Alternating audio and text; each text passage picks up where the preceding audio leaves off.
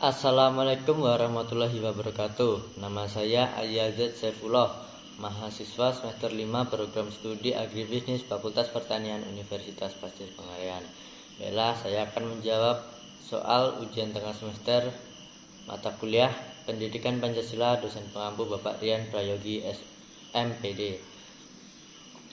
Baiklah, langsung saja ke soal yang pertama, yaitu soalnya adalah bagaimana pendapat Anda tentang pentingnya mahasiswa memahami dan penghayatan pendidikan Pancasila sesuai dengan program studi yang sedang Anda tempuh? Baiklah, menurut saya pendidikan Pancasila sangat penting untuk dipelajari di bangku kuliah sesuai dengan program studi saya. Saya berharap saya dapat mengamalkan nilai Pancasila dengan benar ke depannya. Jika saya ingin berwirausaha dan menjalin mitra kerjasama dengan seseorang, saya dapat menggunakan nilai-nilai yang terkandung dalam Pancasila,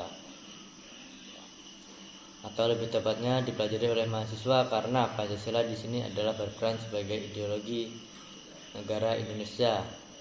Menjadikan pendidikan Pancasila ini dipelajari oleh mahasiswa dan diharapkan dapat menumbuhkan jiwa nasionalis atau jiwa kecintaan kepada negara Indonesia.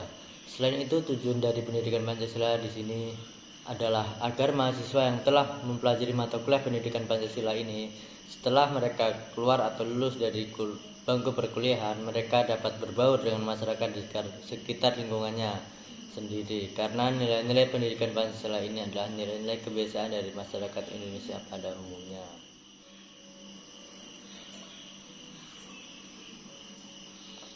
Baiklah, lanjut ke soal yang berikutnya, yaitu bagaimana konsep historis, sosiologis, dan politis tentang Pancasila dalam kajian arus sejarah bangsa Indonesia. Baiklah, secara historis, sejarah Pancasila ini dimulai pada tahun 1944. Pada saat itu, bangsa Indonesia masih dijajah oleh Jepang. Kemudian pada suatu perang, Jepang mengalami kekalahan oleh sekutu, dan pada saat itu Jepang mendekati warga negara Indonesia untuk mendapatkan hati masyarakat Indonesia dengan menjanjikan kemerdekaan. Tidak hanya sampai di situ, Jepang juga membentuk sebuah lembaga yang tugasnya untuk mempersiapkan kemerdekaan tersebut. Lembaga ini dikenal dengan nama Dokaritsu Jumbi Sakai, atau Badan Penyelidik Persiapan Kemerdekaan Negara Indonesia, atau kita singkat dengan sebutan BPUPKI. Nah, total anggota BPUPKI di sini tercatat sebanyak 67 orang yang diketuai dengan Dr. Rajiman Widyo Diningrat dan R. Suroso, serta dari Jepang diwakili oleh Ichi Bangas.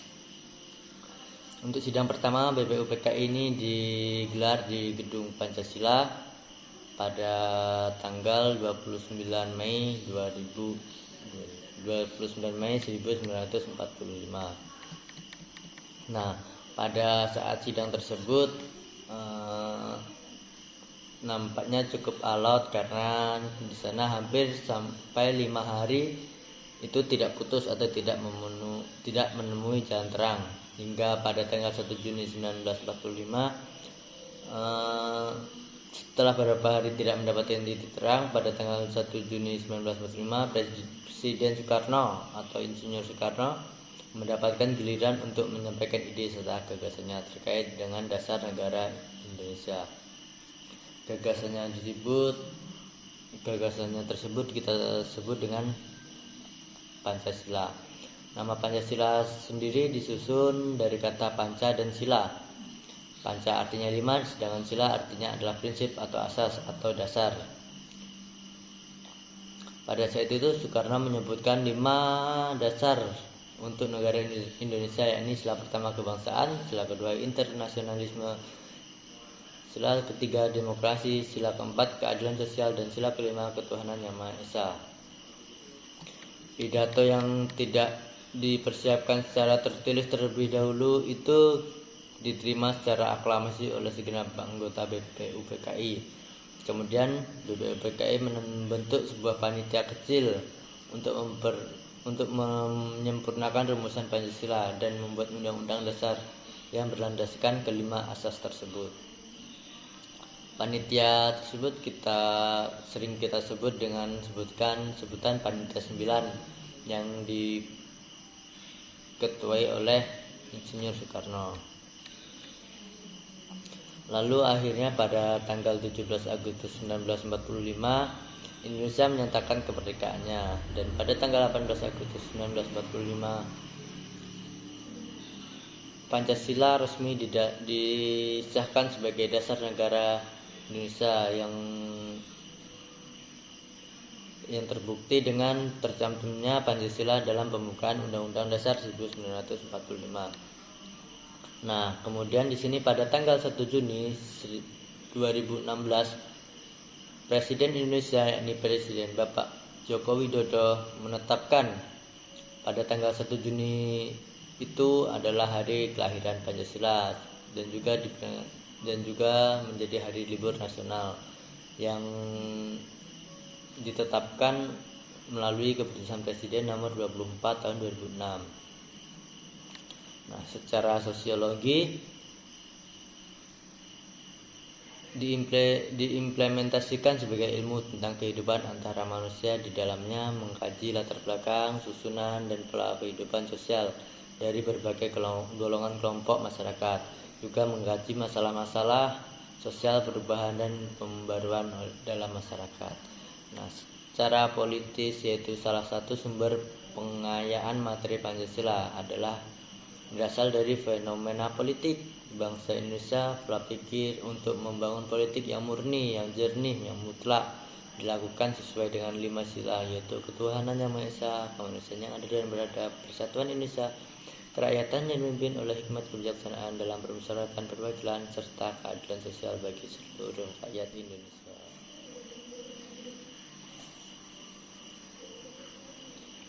Baiklah, kita lanjut ke soal yang berikutnya, yaitu bagaimana pembangunan manusia itu diselenggarakan berdasarkan perspektif Pancasila.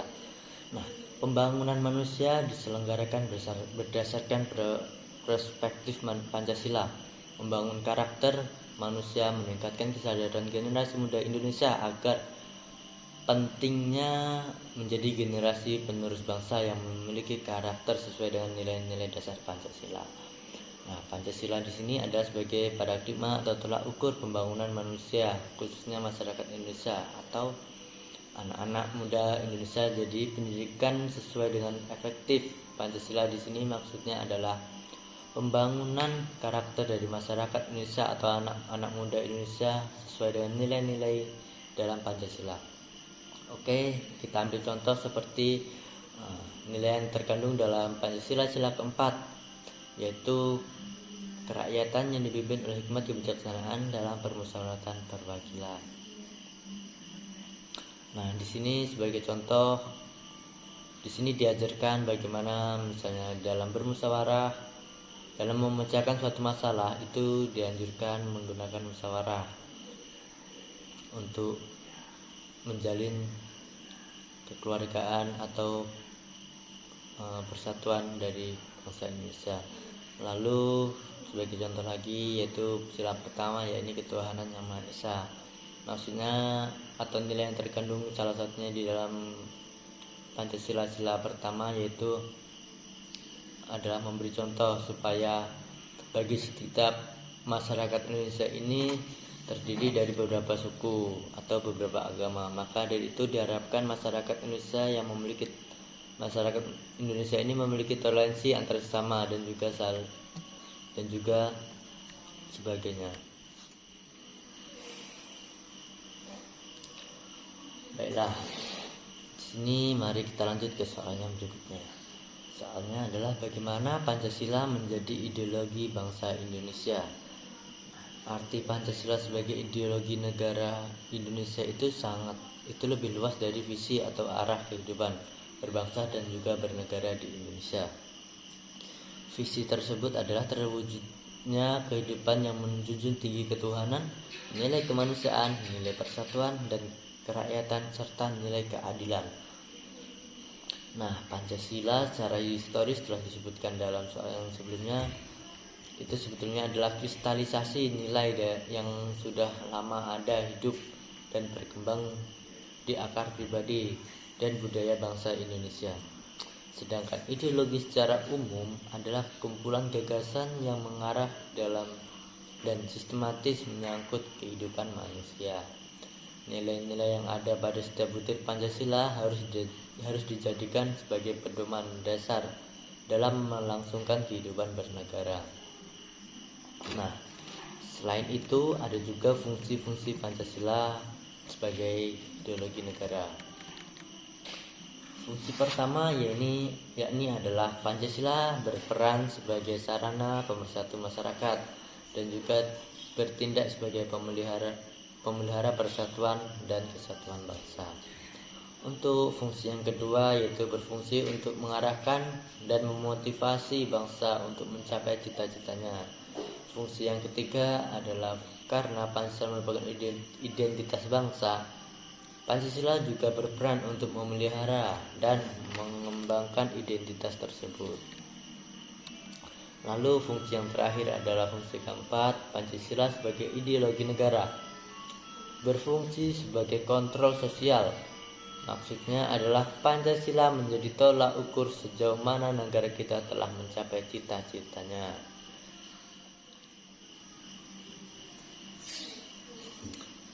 Baiklah, kita lanjut ke soal yang berikutnya.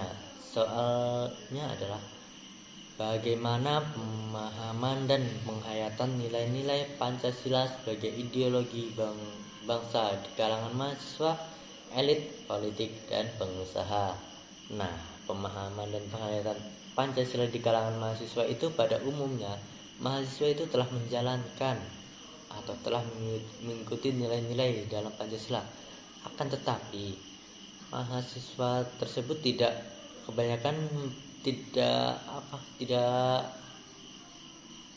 menyadari bahwa yang telah dia lakukan atau yang telah dia perbuat itu adalah salah satu cerminan dalam nilai-nilai Pancasila.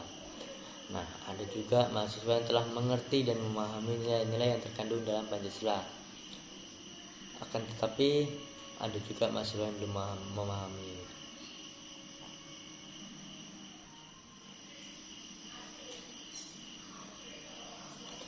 Oke, kita lanjut ke soal yang berikutnya.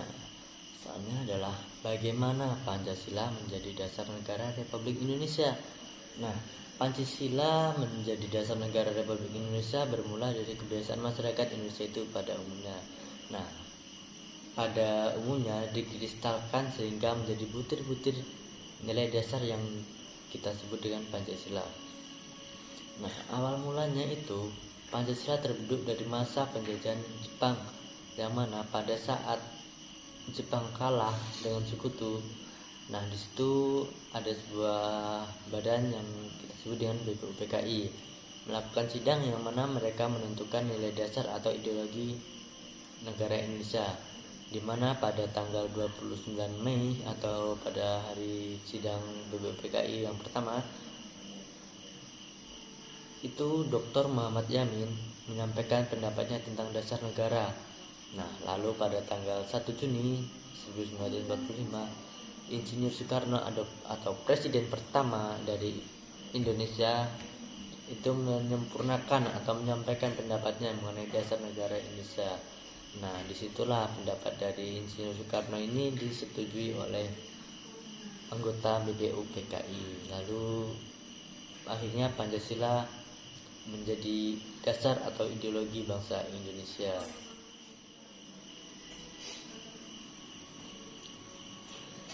Oke, kita lanjut soal yang terakhir. Ya, soalnya ini adalah soal logika ya.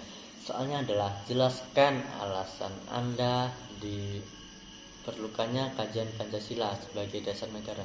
Nah, di sini menurut saya kenapa diperlukan kajian Pancasila sebagai dasar negara itu karena Pancasila itu menurut saya itu masih umum. Di situ hanya ada 5 sila, itu masih umum, yang masih memiliki arti tersendiri atau nilai-nilai tersendiri yang ada di setiap sila-sila tersebut. Nah, di sini menurut saya masih diperlukan sebuah kajian itu karena Pancasila sebagai dasar negara itu supaya masyarakat itu lebih masyarakat itu lebih bisa memahami nilai-nilai yang terkandung dalam Pancasila, sehingga setiap sila itu dapat dijabarkan sehingga penjabarannya itu dapat dipahami oleh masyarakat.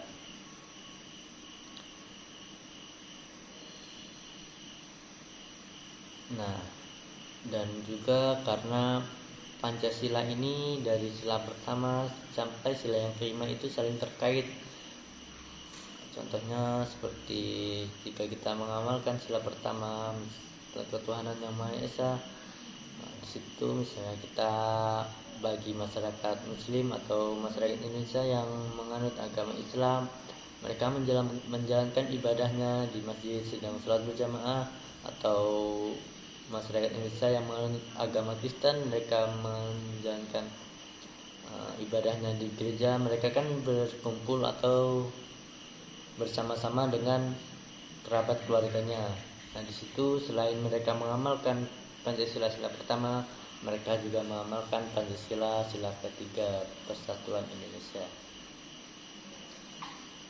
Nah, mungkin segitu saja jawaban dan dapat saya sampaikan. Apabila ada kesalahan saya mohon maaf. Saya akhiri. Assalamualaikum warahmatullahi wabarakatuh.